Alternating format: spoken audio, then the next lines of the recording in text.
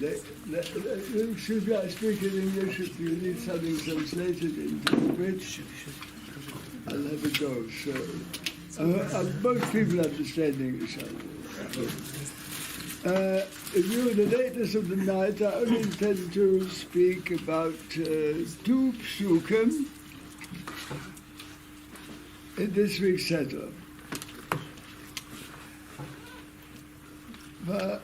Yisrael Urs Yosef Mikol Vunov Ve'urso Loi Kesoides Pasim. Damit so ein Gimmer. Says Rashi, Umedesh Aguda, Hashem Potiphar, the letters here of Pasim are Potiphar, Sochem Ishmaelim Medunim.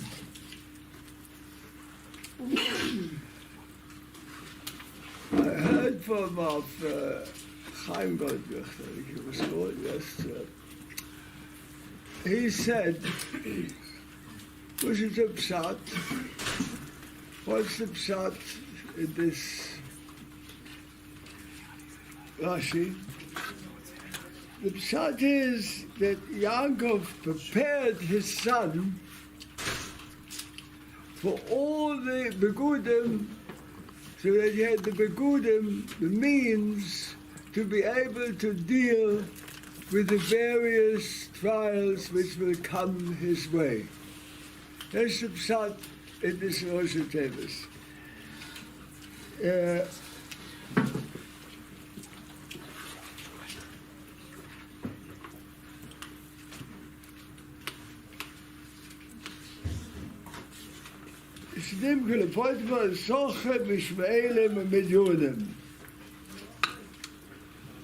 It's interesting for us here, particularly, this idea of being prepared for the outside world is part of the task of our koil, to prepare people that they can continue with learning and love of Torah, even while they do other events. I added a little chiddush of mine to this, which I think is worth repeating. So Yosef was prepared for all things which would come his way in life. But then there is a particular event in his life, in Pusik Lametes Yud Beis, and the story of Yosef and Potiphar.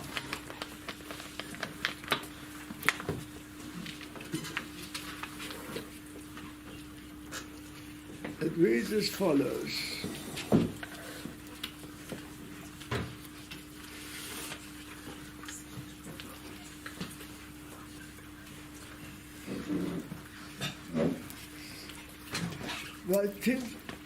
When he met Ashes Potiphar,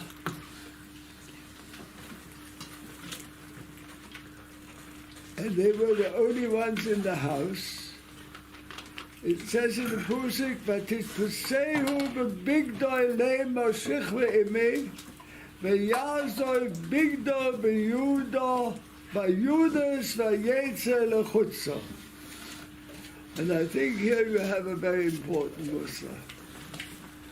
It's true, he had the begudim for all occasions, but when it came to the crunch, Vayusa's big dog, he left behind.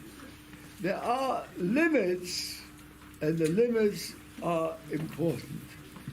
if you go out into the world, you've got to know that there are limits,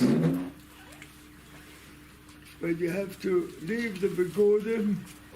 And remember, as Rashi says, שנראה לו דמוס יוקדוי של עובד.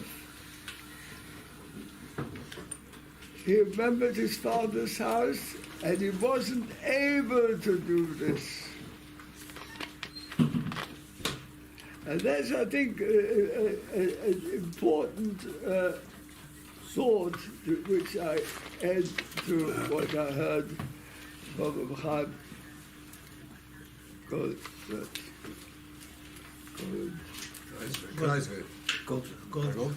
Yeah.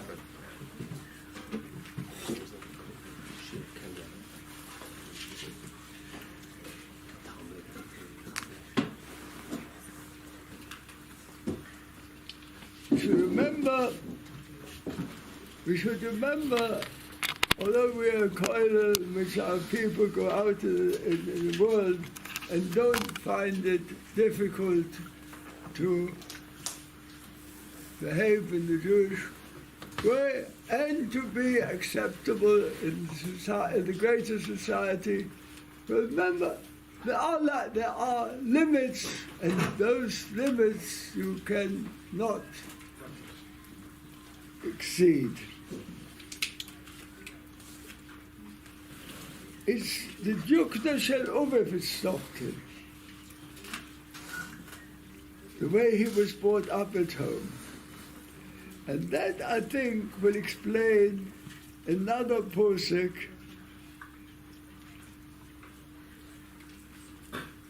which follows. V'lo yishna le'echov ולא יוכלו לדבר שלום. It's better that I don't say it late in the evening. An old man better watch what I say.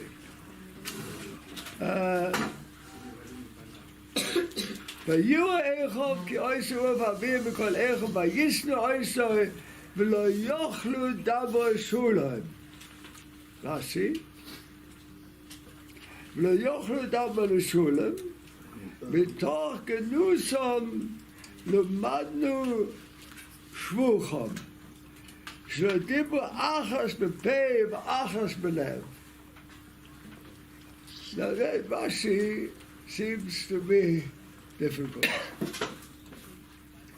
I don't like somebody. It's wrong for me not to like somebody, but it can happen. Try to avoid this sort of situation, but it can happen. Now, is there a good reason, I'll be Torah, that I can't speak nicely to him? I can't say nicely good morning to him? I can't speak to him?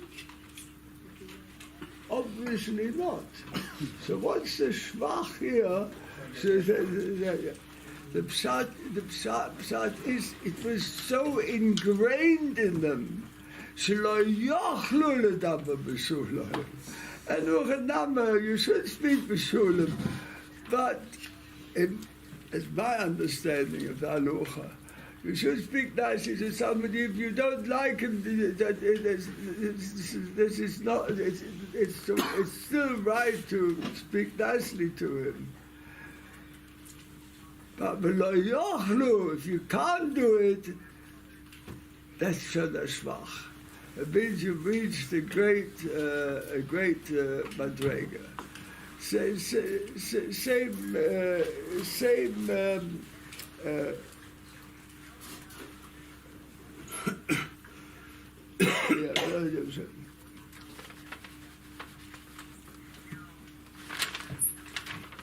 That's what I'm supposed to say.